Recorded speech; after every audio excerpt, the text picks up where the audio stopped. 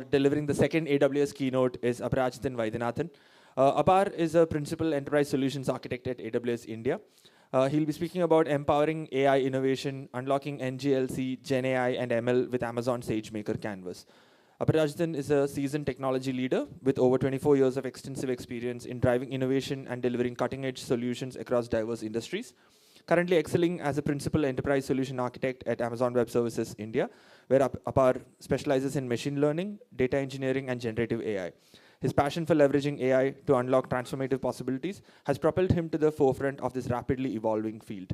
With a loud round of applause, can we invite Apar on stage, please? Can you hear me? Good morning, Kochi. How are you? Fantastic. When I walked in yesterday and Dijesh introduced me to the team, I was just blown away by the energy. Thank you so much for coming in such large numbers, and thanks for having me. I hope that you get something really interesting and valuable out of this session. So just a quick introduction. I go by Apar. You can call me Apar. I've been with AWS for about 3 years now.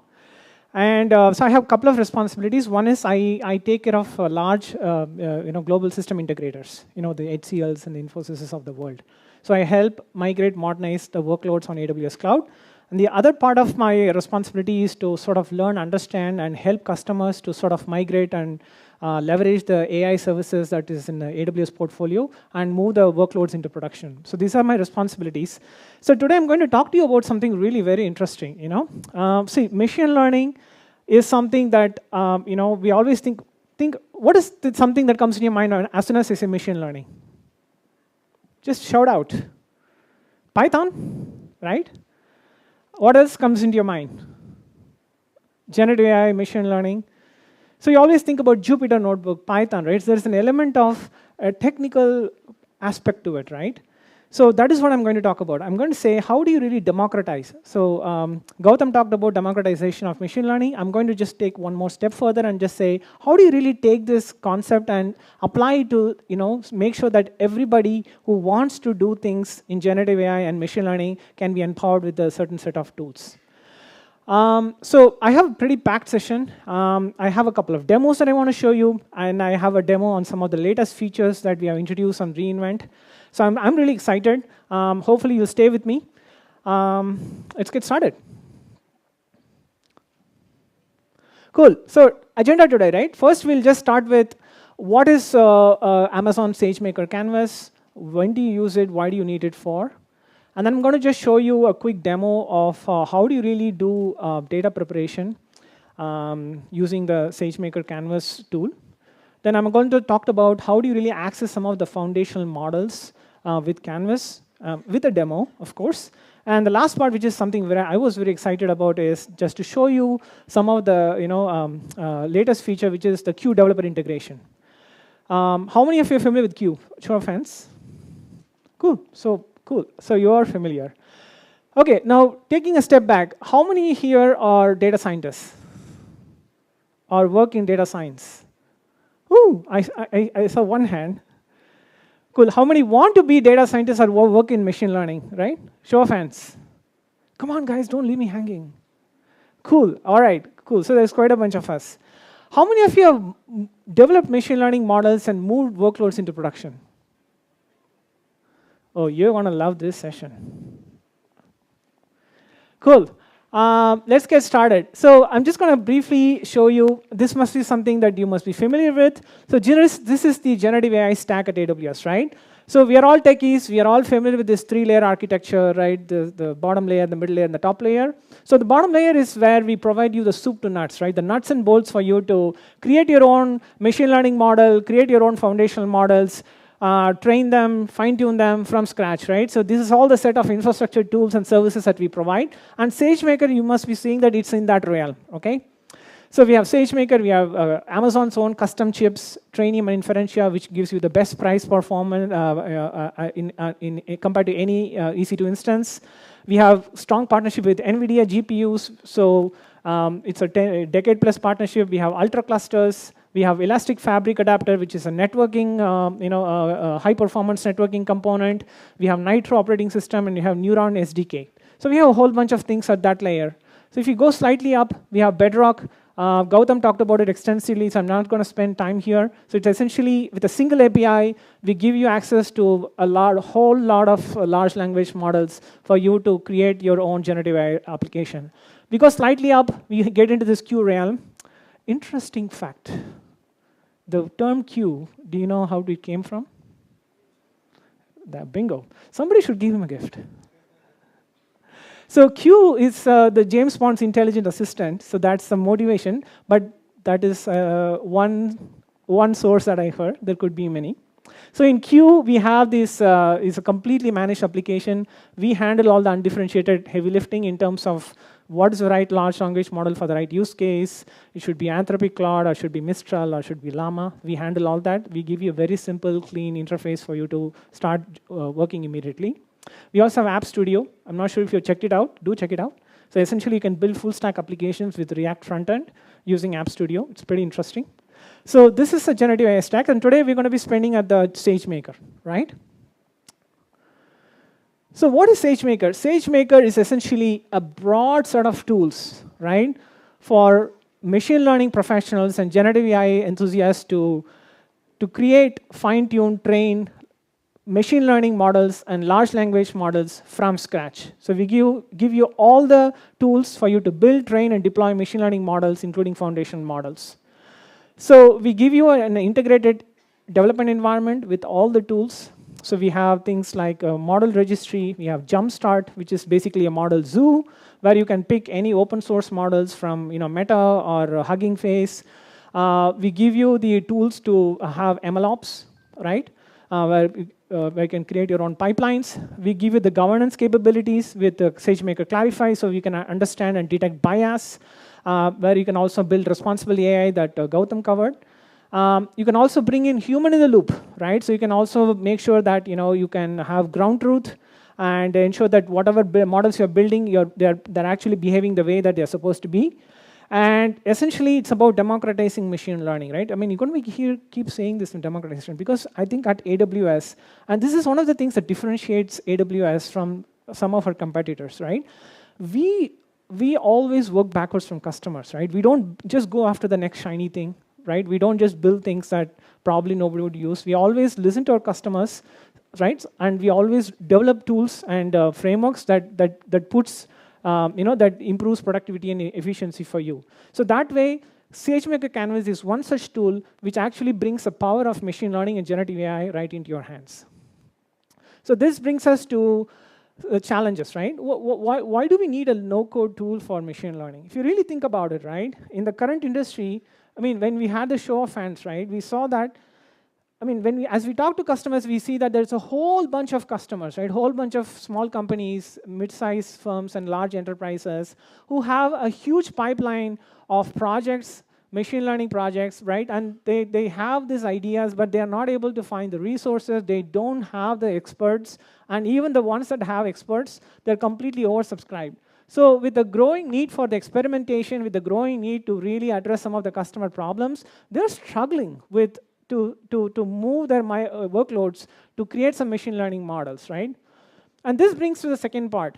I mean, like when I speak to my customers, I see that every one of my customer organization, they have their own machine learning and data science team, right? And they don't talk to each other, right? And they have their own team, and this sort of puts a barrier because you need technical skills, right? Let's be real. So you need to know how to code in Python. You need to know, pandas. You need to know, Seaborn, a whole bunch of libraries. You need to know Jupyter Notebook. So essentially, there's a technical and coding skill component that's really required. And these are specialized tools, right? Now, not just that. These are all, like, you have this data science and machine learning tools and teams that they just come up with their own, they're good at that. They're good at Python, they're good at building models, and then there's a whole bunch of business users, and they are the ones who have these ideas, right? They are the ones who wants to, they want to hear from their customers, they have the requirements, and they want to, so there is a gap that exists between what the business wants to do and what the data science teams can do. So this is exactly what the SageMaker Canvas is supposed to address. So what is SageMaker Canvas? Essentially, it's a no-code tool, right, that has a whole bunch of ready-to-use machine learning models, including foundational models, where you can access, evaluate, and customize and build models which are already available from Bedrock and SageMaker Jumpstart.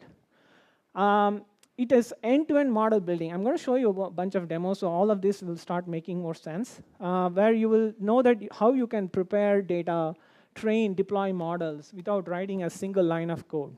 Best part is that once you have these business folks who don't like to code, they're able to build all these machine learning models and generative AI models. You can share them with your pro code users, right? So once your model is done, you can deploy them on SageMaker endpoints, or you can just export it to a Jupyter notebook, where your pro code, your machine learning and data science teams can actually pick that up and continue from where they left off, validate it. So there is some really good interconnect here. So this is the value proposition of SageMaker Canvas. Clear? Excellent. So what are some of the industry applications, right? So from a generative AI, right, we provide you some of the large language models out of the box. So where you can get started with, we see that customers are building diagnostic guides. In automobile industry, we see that they're designing document summarization. They're doing technical documentations for their Q&A and doc summarization. And I like to split this into structured and unstructured, right? When it comes to structured data, we see that our customers are doing a whole bunch of things, including predictive maintenance, capital utilizations for financial services, sales forecasting, demand forecasting, churn prediction, predictive diagnostics for the industry applications. And then the unstructured data, they're building, we see that our customers are building defect detection for their manufacturing assembly. They're doing production monitoring.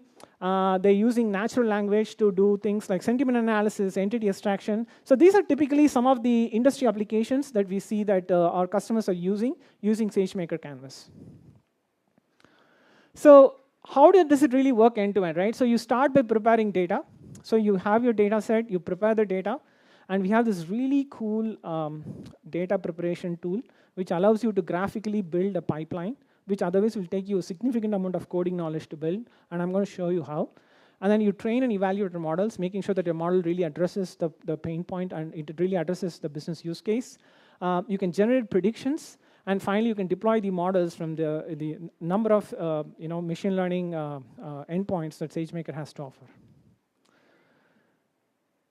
Cool. So prepared data, right? So we offer more than 50 plus data connectors. So essentially, it's a plug-and-play model. Whether you have your data in RDS, whether you have your data in S3, or some third-party providers like Salesforce, Datadog, whatever. So you just need to plug it directly, and you'll be able to import. And SageMaker Canvas works at petabyte scale, right?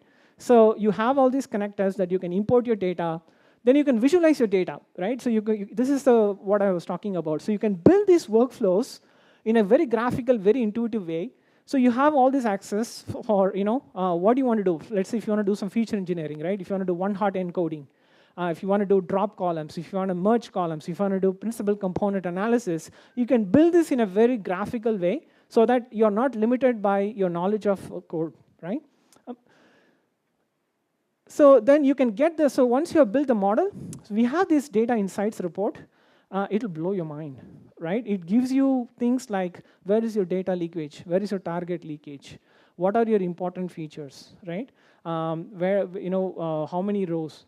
So it gives you a very comprehensive set of reports about your data so that you know exactly where your data stands before you start running these expensive models and experiments, right?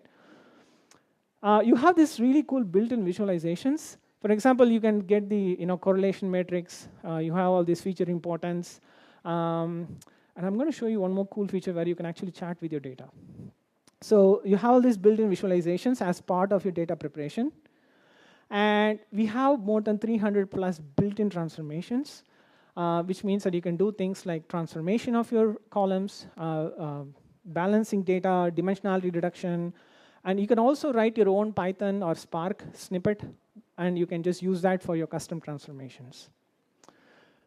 So finally, you have this ability for you to use natural language to analyze and transform data, right? So you can actually chat with your data. How cool is that, right? You can say, hey, what is the standard deviation of this, right? What is the average? So this brings us to the data preparation flow. So this is how the data preparation looks like. So you can have the source, you can have your, you can do things like join or fork out. That's how the menu looks like, so you can export it. You can create a model out of it. You can add destinations. You can add further more transformations. You can add analysis, like generate the data, insight reports. So this is a quick demo, right? So this is like how you do the data. So essentially, you're chatting with your data, and you're doing feature engineering in a very natural language way. So in this case, it's a financial data. It's for loan processing, which is something that we are all familiar with. So I'm going to drop a few columns, and I'm going to do a scatter plot of the loan amount. So essentially, just by interacting with your data in a very natural language prompts, you can actually create these visualizations.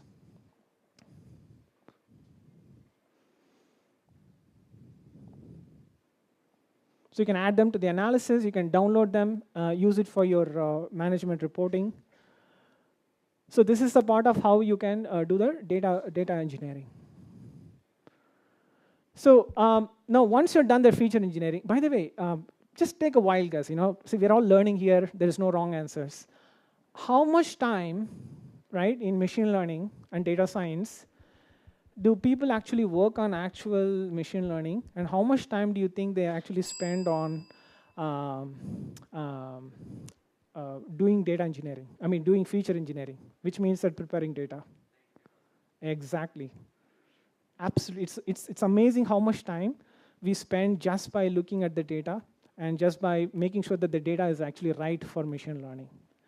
So once you've done that part, the hard part is done, then you move into the training and evaluation.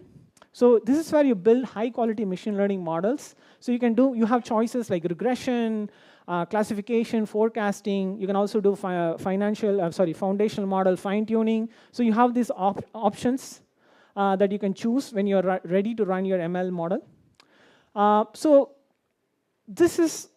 you can use we have some very sophisticated AutoML that we engineered more than, Amazon has almost more than 2 decades of DNA in machine learning, right? So all that intelligence, all that learning has gone into making it very easy for you to use, right?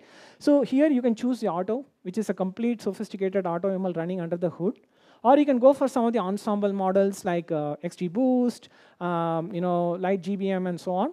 There's also hyperparameter optimization, which you can choose, which will give you the optimal set of parameters for you to generate the insights for your data, right? So you can also have an option where you can choose that for a certain set of data, it will use a certain set of ML models. So that is the ensemble model if you want to go with that. So typically, it's recommended to go with auto. So once your model is built, you can analyze the model metrics. So you have this F1 score, you have the perplexity, etc. So you have all these scores when you can identify, and there's also a model leaderboard which tells you which models are at the top, which models that you want to pick for your deployments. And yeah, that's the model leaderboard. So if you don't think that model addresses your specific use case in terms of cost versus accuracy, you can always switch a different model because of your other constraints.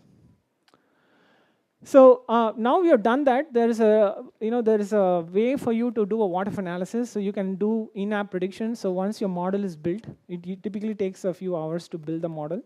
It gives you this UI where you can do a batch prediction, or you can just do a single prediction.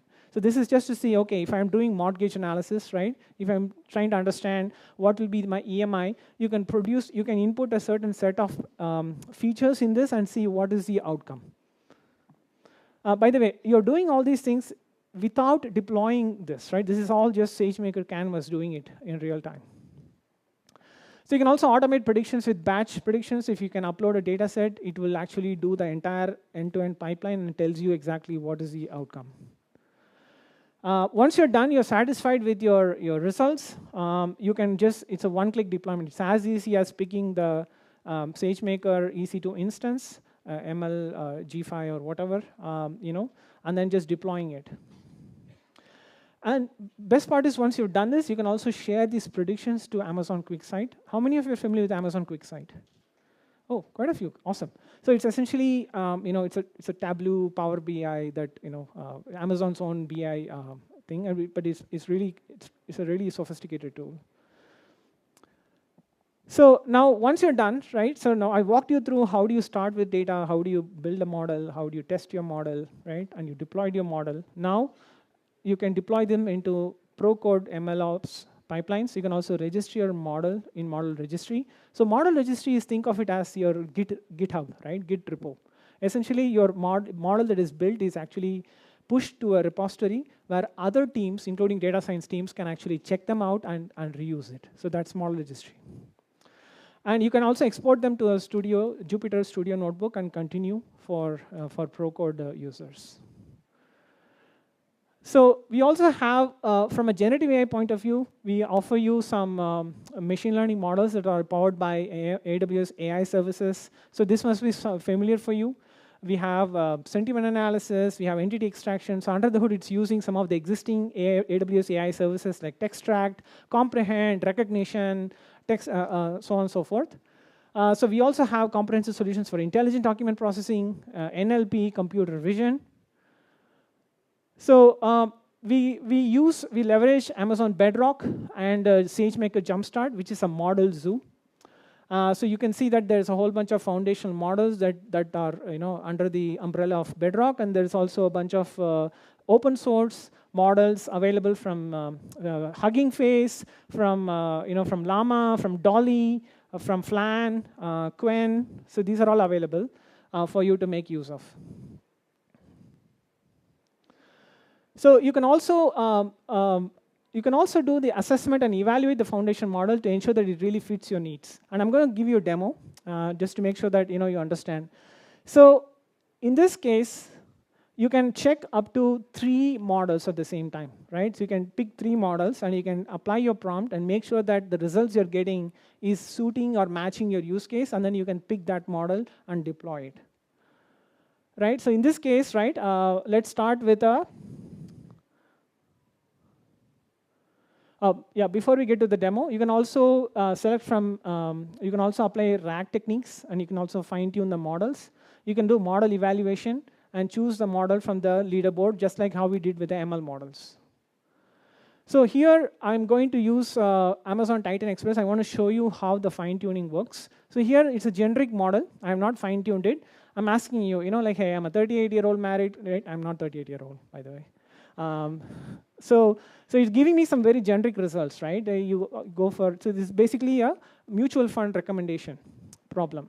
So then I go and select the data set. I apply my financial data, which is essentially a key value pair. So it gives you the input and output. So I select the data set. I apply the fine tuning. It typically takes a few hours to process this. And once it's done, I can see the output and make sure that it is really matching my outcome. I can select the base model that I want to fine tune it with. In this case, I just selected Titan, Amazon Titan, and one more. And I select the input and output, and then I configure the model. Here I have access to change the hyperparameters. And then I just click the fine tune. Typically takes a few hours. Once it's done, you have all these assessment reports. You have perplexity score, ROS curve, etc. Then once you're done, you can get the leaderboard. You can pick the best model, and then you can test it in Canvas. And now you can just say, hey, I'm a 30-year-old whatever, and what should be my mutual fund recommendation? Now you will see that it actually gives you very specific results, right? Because it's been fine-tuned on your domain-specific data. I hope this is clear. I know it went a bit fast because we have limited time, but I hope this is clear, right? How do you really do fine-tuning? Cool. So you can also extract insights from documents using generative AI. So essentially, you simply upload your, in this case, it's Amazon's annual report. You simply upload your annual report, any of your business or financial report, and you can chat with your document, right? You can ask questions. It gives you the references as well.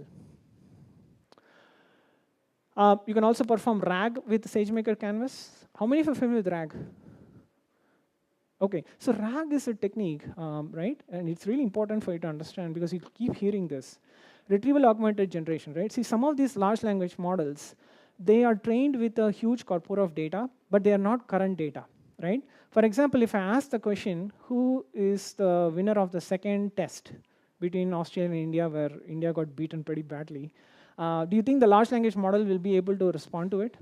It won't, right? Because it doesn't know, because it was not trained on the data. So to improve the accuracy and context of the response, essentially what you do is you query this information. Let's say if you build an agent, right, that can query ESPN Cricinfo or Wisden, whatever, and get the latest match score, and add it as a prompt input to the model, your model will be able to give you a much more contextual and accurate response because it's got the latest data.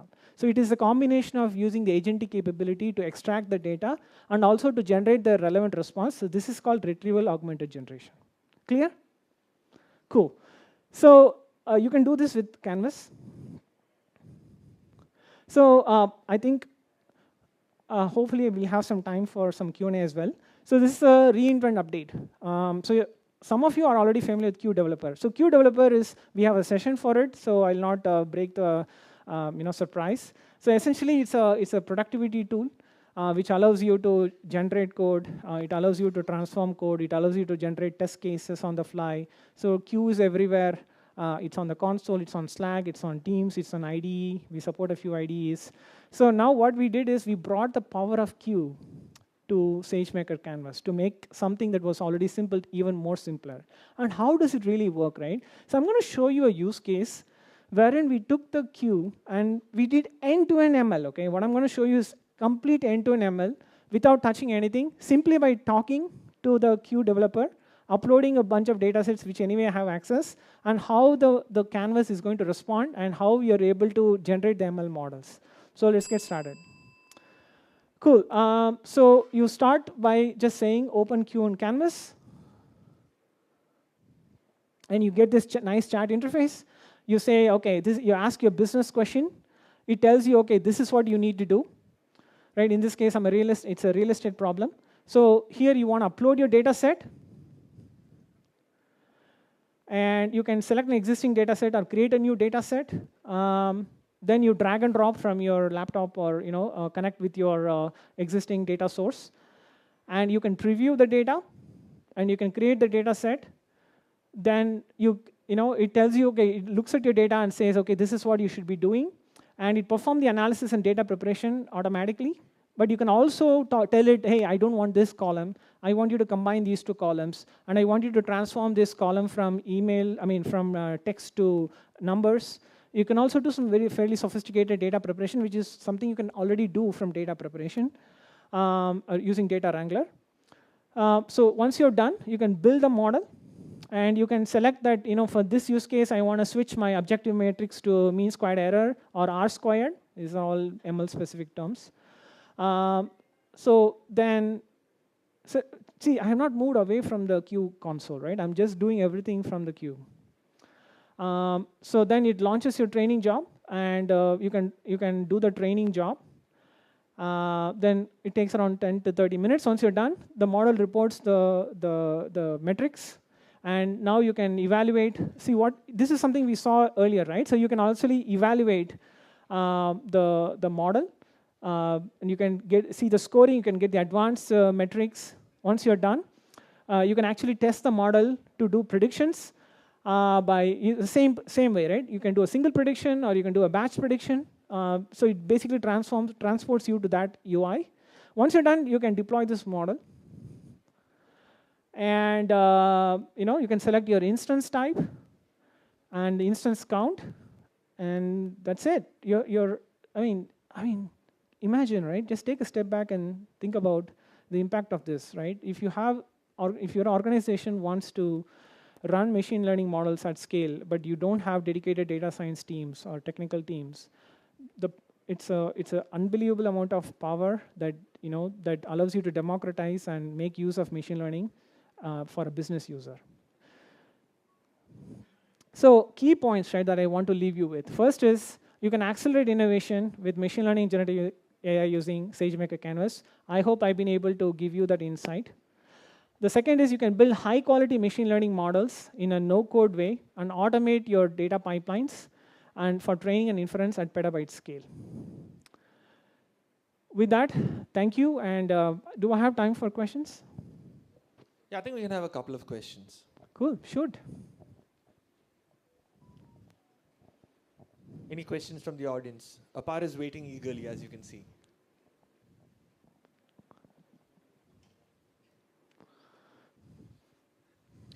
Hi. So talking about data, we are manipulating data at the end of the day. So there are organizations, for example, the one I work in, financial data, you are not at a liberty to actually move it around. So in that kind of a scenario, what are the guardrails you have? Do you actually store the data, or do you store anything which resembles, personal data, for example? How do you manipulate that? What are the guardrails for that? So it's a great question. See, if we do the data source, right? As I showed you, you have connectors, right? It comes with built-in connectors that you can connect with your S3 or RDS or any bespoke data source. So that way, you're not really moving something outside of where you should be moving. Okay. So let's say if you find yourself in a situation where the data source is not in that list, you can always export it to your own private S3 bucket and then point SageMaker Canvas at that bucket. So there are ways to get around it. See, the data is extracted from your source. You're using the SageMaker Canvas console to do the data preparation. But once you're done, you are going to choose a destination. So it's completely under your control where your data is originated from and where your data is going to be sent to. So that what SageMaker Canvas manages is only the data preparation steps and the pipeline. Did I answer your question? Awesome. Thank you, Apar. I think there was one question coming from the back about data security, if I'm not wrong. Okay, perfect. Maybe I'll just add one more thing, maybe just to add. See, if you don't have access to data, right, you as a user, as a IAM role, right, SageMaker cannot access it. So in that way, it is bound to. So Canvas cannot access any data that anyway as a role you cannot access, because I'm sure you must be familiar, right? Just like any other service in AWS, you have a role attached to it, right? So that role will define what you can and cannot access, and that is what the SageMaker Canvas will use. Clear?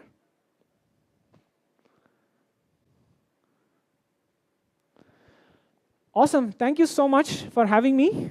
I hope it was useful, and I'll be around.